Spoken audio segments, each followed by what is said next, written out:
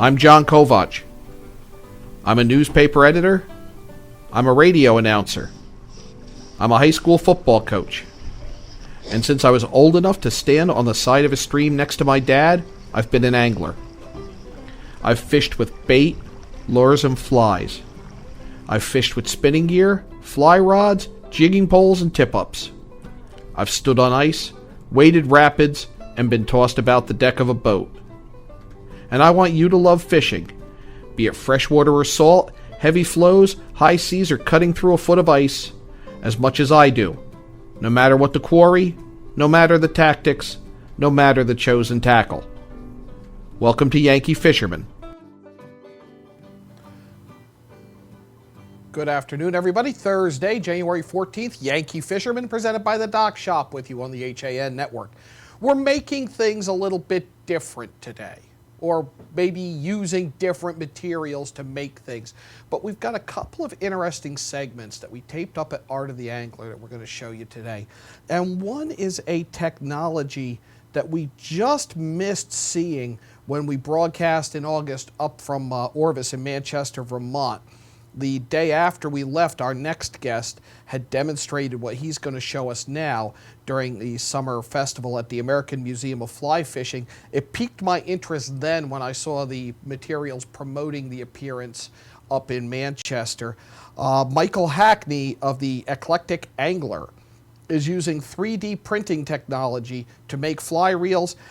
Recently made a donation to Casting for Recovery up in Maine. And Joe Cermelli in Field and Stream just did the first known on-water test of one of these 3D printed reels on the Field and Stream website. It's an interesting watch. The performance is impressive. Here's Michael Hackney, the Eclectic Angler, on 3D printing fishing reels. Yankee Fisherman at the Art of the Angler show in Danbury. We're with Michael Hackney of the Eclectic Angler. Michael's got a couple of contraptions here. I've heard about what he's doing. We missed each other by really a day when we were up in Manchester, Vermont at Orvis in the American Museum of Fly Fishing in August. Michael, you're 3D printing reels. Correct. How common is this practice right now? I'm the only person in the world that I know of doing it. It took me about 2 years to go from the original concept of printing a reel to actually having one like this one that is completely functional with a click mechanism in it. And I finished that work about November of last year. So we're talking about 3 years. What is the process now for doing this? How does this 3D printing work? The short version. Sure. The short version is it starts with designing the part in a CAD or a computer-aided design program, just like you would design any part for a metalworking machine. Once you have the part designed, there's special software that takes this part and converts it into the program that controls the 3D printer. The way the 3D printer itself works has a plastic filament, that's this black material up here, and it comes in all different colors and all different types.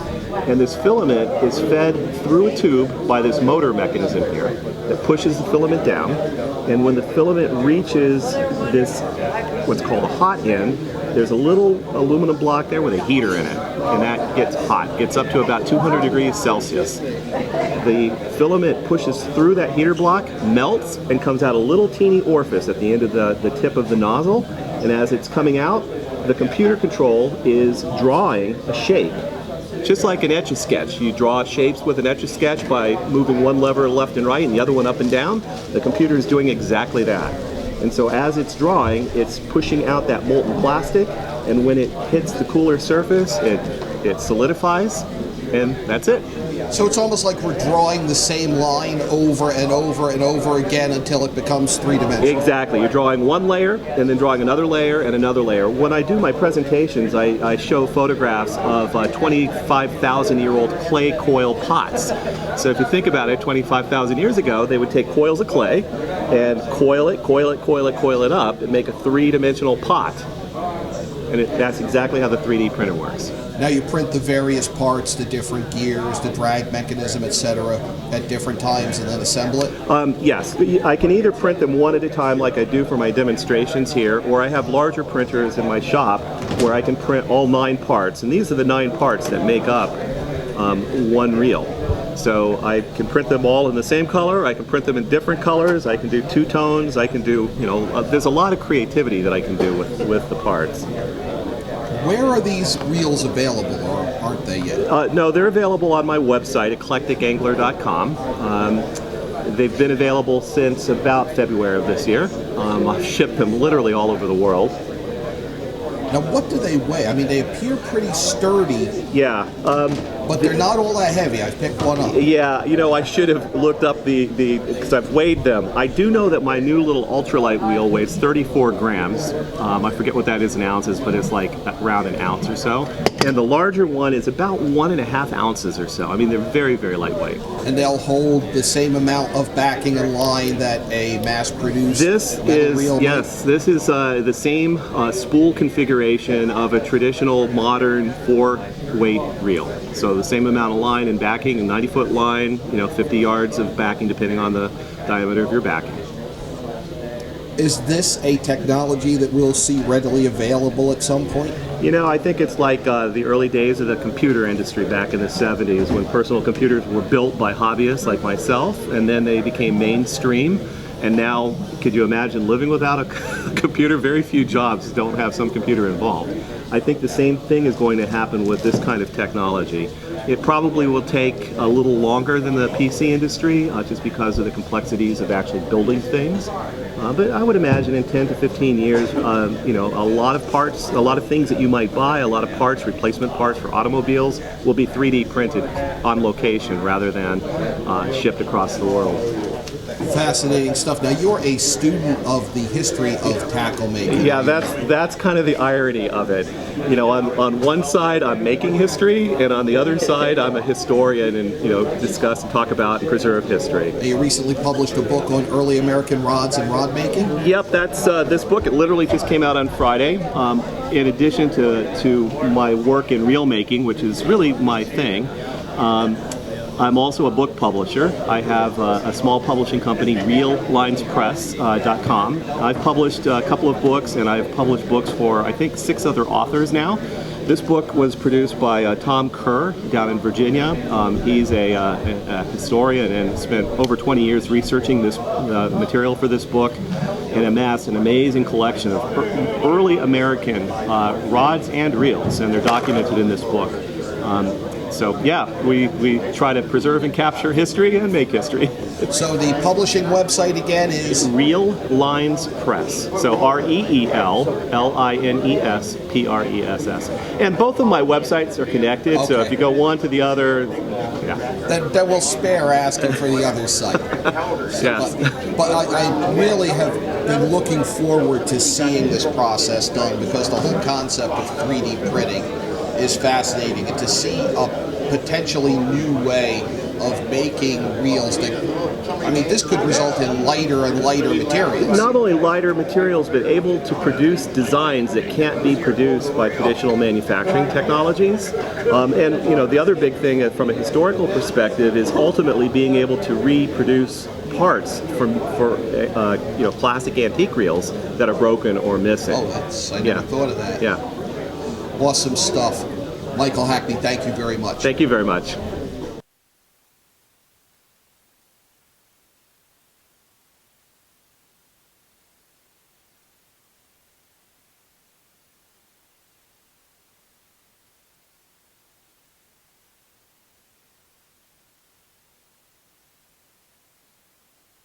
Well, there's still a bite out on the water. Most anglers have decided to stow the gear for the winter. Just because Mother Nature isn't cooperating doesn't mean you can't see the latest models of all your favorite gear. With 2 convenient locations, it couldn't be easier to get your fix of summer. Boater, beach bum, fisherman, or simply love the New England coast, this is a unique place to shop. The Dock Shop, 51 Tokenique Road, Darien, 609 Riverside Avenue, Westport, or on the web, dockshop.com.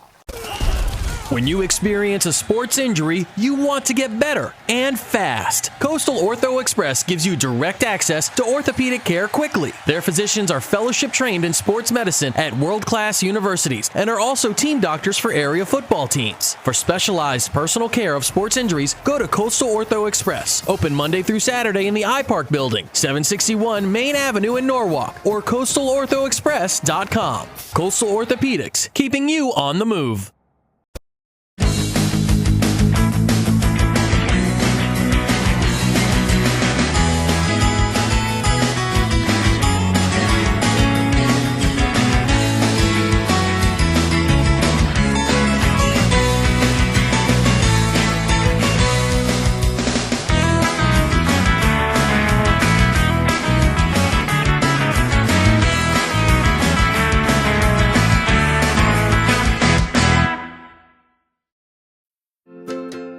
It's time to come back to hometown banking, where people are taken into account, not just balances, where community comes first, a place where there's more than one kind of interest, where automation will never replace consideration, where they not only know your name, they know your dog's name too.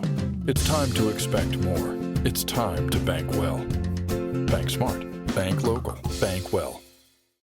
Here at the Darien Sports Shop, we are very excited about our newly redesigned men's department. Gentlemen, if you're shopping for work, weekend, or wedding, we've got the latest styles and trends inside our spacious new department just for you. We have vast selections from Peter Millar, Vineyard Vines, Johnny O, Duckhead, Barber, and so much more. And you can even walk out of the store in the new Wolverine 1,000-mile men's boot.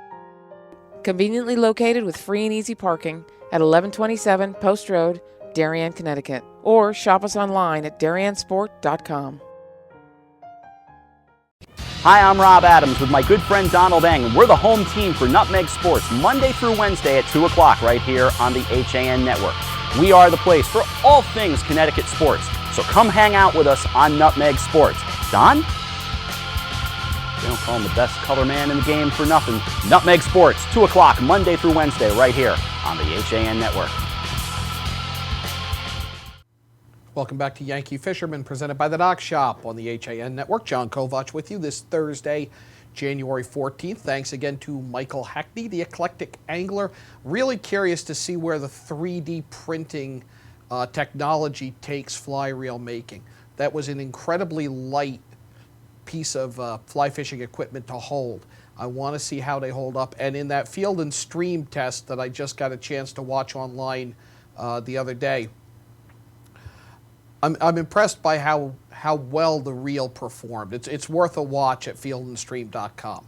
Now, up at Art of the Angler, you see a lot of creative things and a lot of people using common household products differently, in a different manner than we might think of. We saw that with Fishy Fulham last week and him using essentially, the mats that you would use in a cabinet or a drawer for an ant pattern. Well, I happened by Leslie Rickson of iTie Flies while I was up in Danbury. Leslie's from Connecticut. She was on the Team USA fly fishing team in the 2006 World Championships in Europe. She's a tyer, and the pattern that she was making caught my eye. It's only when I stopped to talk to her about it that I found out just how different it is. I think I'll let her tell you about it. Yankee Fisherman, live from the Catskill Fly Fishing Center Museum's Art of the Angler here in Danbury. Leslie Rickson of Glastonbury joining us. Leslie, what are you going to tie? I'm going to be tying the Polish worm. And that resembles your Basically, it's an run-of-the-mill worm? Earthworm, yeah. I guess. It's hard to know it's a trout thing. So what have we got here? What size? I'm working on a size 6 using a Daiichi 1870 hook. And I've chosen this hook because I like the graceful bend, and it's a heavy gauge hook. Are you one of the people, I know I do, want a worm pattern or a swimming pattern, I want that bend in the hook, I want that illusion movement. Yes, exactly. Built into the hook. Yes, and that's what we're getting with this hook. And now I've put about 10 wraps of lead wire, or lead substitute wire, just to give it a little weight to get down quickly. Now, I start the underbody of the thread with rust brown tying thread. And I want to create a smooth underbody and ease the dramatic drop off where the lead wire ends. So I'm just going to build a taper.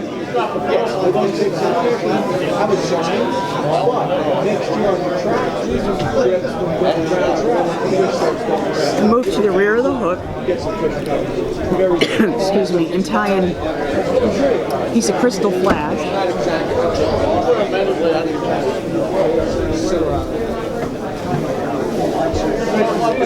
And tie in a piece of monofilament for the ribbing.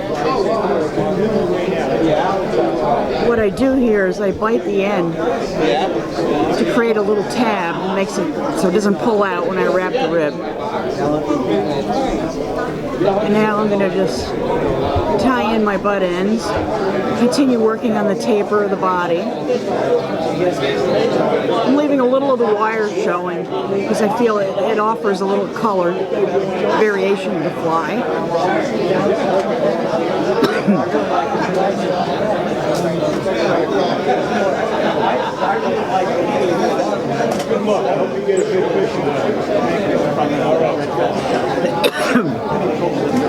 Now I finish off this thread. I'm going to switch to A-dot white thread.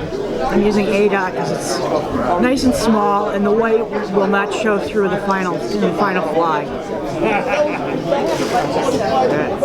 How did you do? You're just having a good time. Okay. Now what I do, I have strips of cut latex. It's a latex condom. Crown is the brand. And I use it because it's a very strong, durable material. And it's very thin.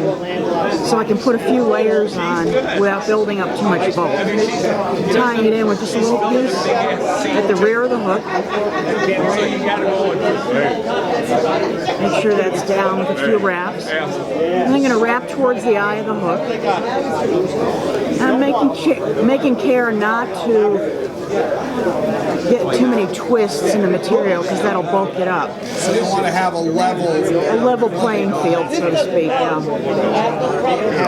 And it's strong, so you can wrap it pretty tightly. Is that how you came about choosing that as a material? Because I've never heard of that used as a material.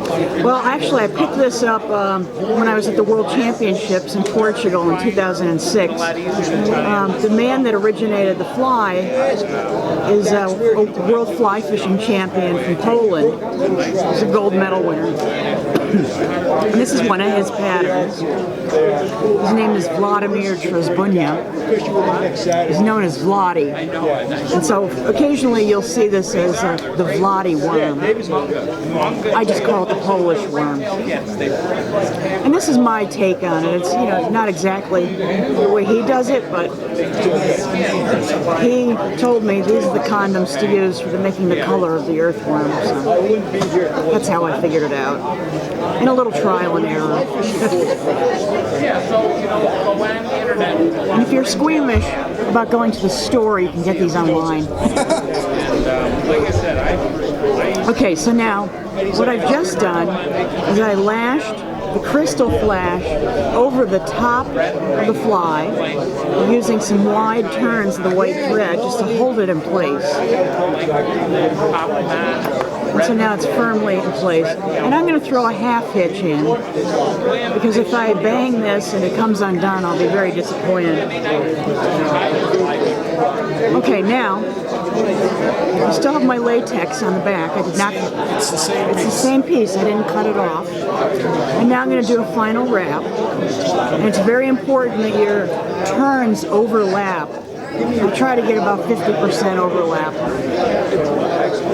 And I'm taking care not to push the crystal flash off the side of the fly.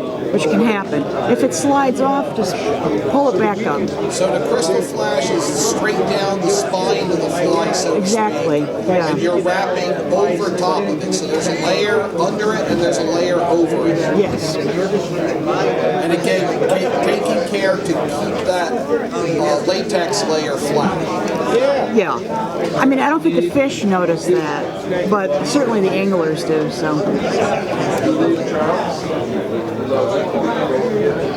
You might notice too what I've just done when I tie off my materials, I want to make sure they're locked into place. So I bring it forward. I'll show you on the ribbing. I bring it forward, tie it down, and then I reverse it and tie it down again. So it's really bound in there. I want my flies to be good quality and durable. And now I'm going to take my monofilament and I'm going to wrap a rib. I never count how many ribs I'm making. What's more important to me is that they're neatly, evenly spaced, and they look good. This will create the segmented body. It creates a segmented body, and it also makes the fly more durable. What size monofilament was that? I'm not really sure, but I think it's about 8-pound fishing line. Okay. If you're tying a larger fly, you would use maybe a thicker diameter. But it would be possible to go 2 videos. It would look awkward. Sometimes I use wire, or the colored monofilament is nice. I think it's Chameleon by Maxima. So you'll notice I tied in, and then I moved the material backwards and tied it in twice. Finish the fly with a couple half hitches.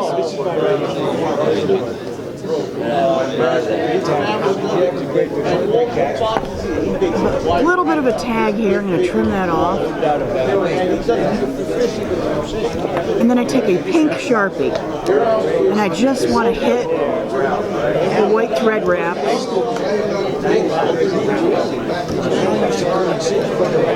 Just to make them blend in a little more. And I'm going to take a little bit of head cement and just seal the deal.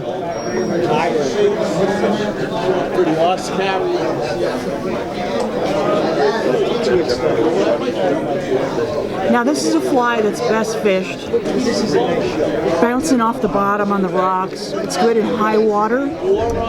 It's good when the water is slightly off color, as in the spring or after a rain. And brown trout in particular really enjoy Near this. banks at all, if you've got Yes, yeah, near banks. Fishing it deep in a seam, I often fish it with 1 or 2 other flies. That, of course, depends on the local regulations, if you're allowed to fish 2 or 3. I've had great luck with it from South America to northern Canada to Europe, everywhere. It speaks the language of the fish. It's a great looking fly, and I have to say I was surprised at the ingredients, but it really works. It is a realistic looking fly. It really works, and it's very durable. Catches a lot of fish. Leslie Rickson, thanks for joining us on Yankee Fisherman. Thank you very much. Well, there's still a bite out on the water. Most anglers have decided to stow the gear for the winter. If that's the case, keep one thing in mind. It's always summer at the dock shop. Well, there's still a bite out on the water. Most anglers have decided to stow the gear for the winter. If that's the case, keep one thing in mind. It's always summer at the dock shop. Just because Mother Nature isn't cooperating doesn't mean you can't see the latest models of all your favorite gear. The dock shop is not your average bait and tackle store. They offer a wide array of products, including apparel, jewelry, home furnishings, and some flat-out cool stuff, all with a nautical theme, most made in the USA. With 2 convenient locations, it couldn't be easier to get your fix of summer. Boater, beach bum, fisherman, or simply love the New England coast, this is a unique place to shop. The Dock Shop, 51 Tokenique Road, Darien, 609 Riverside Avenue, Westport, or on the web, dockshop.com. I really wanted something that felt like a home. Coming from a big house, I wanted the feel of a home as opposed to a condo. The construction is incredible, whether it's the floors, the fireplace, the moldings, the lighting. It's as peaceful as my home was in the middle of the woods. It feels like a house. It does not feel like a condo or a townhome. I feel like I'm in my house.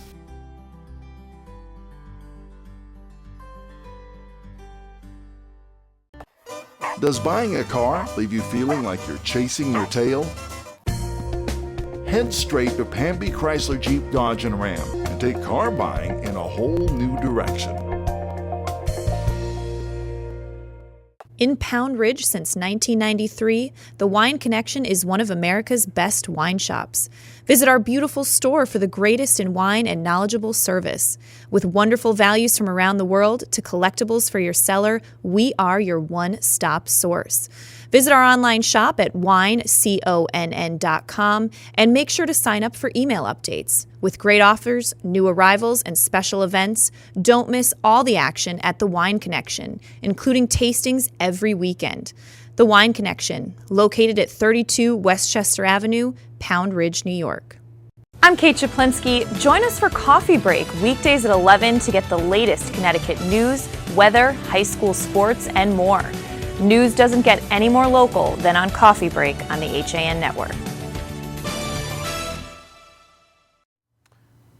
Welcome back to Yankee Fisherman, presented by the Dock Shop on the HAN network. Thanks to Leslie Rickson. An interesting tie she showed us. I'm fascinated by that fly because it has such a realistic look to it.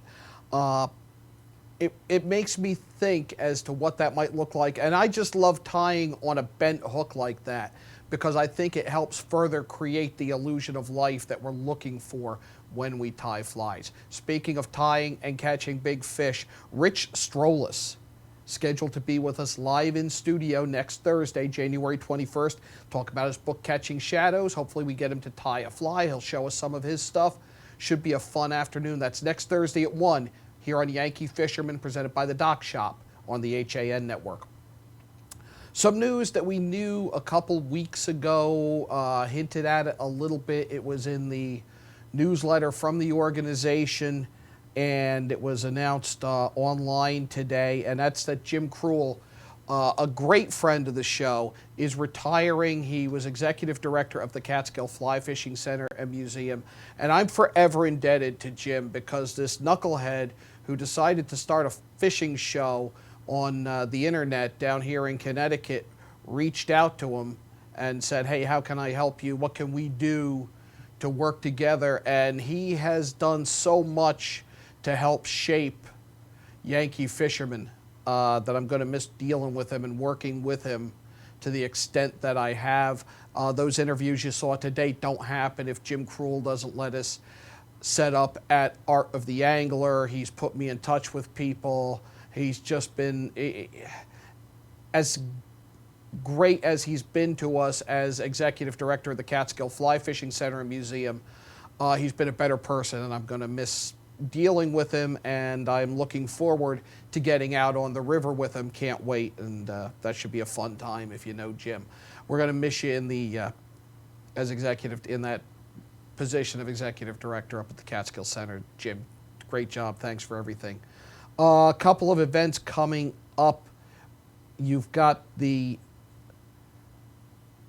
Connecticut Fly Fishermen's Association. They're going to have their 2016 Expo. That is February 6th. That's upstate. You've got the Expo all day, rolls right into their banquet. ctflyfish.org has all of the details, and we'll talk more about that in the coming weeks. This weekend coming up, the Naugatuck River Revival Group, and we've dealt with them. We had that wonderful video of the heron being saved after it had caught its beak in a scrunchie. They are going to be showing a video. The Naugatuck River, the revival continues. And that is going to be Friday the 15th, 7 p.m. at the Ansonia Nature Center. Information at their website. That's the Naugatuck River Revival Group. Saturday, the Connecticut River Salmon Association, its 40th annual dinner. That is at the USS Chowder Pot 4 in Branford. This supports salmon in schools, similar to Trout in the Classroom. Great program that introduces kids to conservation, to angling, and needs our support. It's the 20th anniversary of Salmon in Schools, 40th annual dinner for the Connecticut River Salmon Association. You've got from 5 to 6, the social hour, live music, and the auction preview. Live auction is at 6. Dinner follows. That's $50 a person. ctriversalmon.org for information on that. That, again, is Saturday. The Nutmeg TU meeting will be on Tuesday the 19th. That's at Port 569 Brewster Street in Bridgeport. Tom Boret of Connecticut DEEP is going to share tips on ice fishing. So that should be a good one. I really hoped this year to film an ice fishing segment. We haven't had the ice yet. I hope that changes. I did get to film some rain fishing stuff this Sunday when I went out with David Shoemaker, Ron Murley, Tristan Wilgan, Scotty Trishka, a whole bunch of guys. That's David there making his way out of the Farmington in the pouring rain. If you could put the sound up on that other clip, Eric, you can hear, or even on this, well, on the other one, you can really hear just how hard it was raining when we were out there. And this will be the subject of a much longer segment.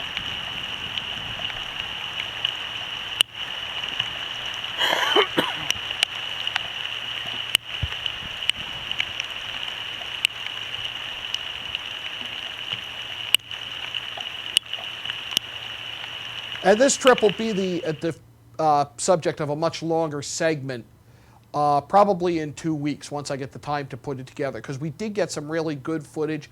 A lot of really hardy people, probably about a dozen, met up at Upcountry, fished to Farmington on a day where you were probably drier if you were one of the fish. I know my gear is still drying out, but got some great footage, and guys did catch fish. So it was definitely worth the trip up. Taking a week off this week, probably won't get out fishing, but have plenty to do in terms of getting ready for future shows.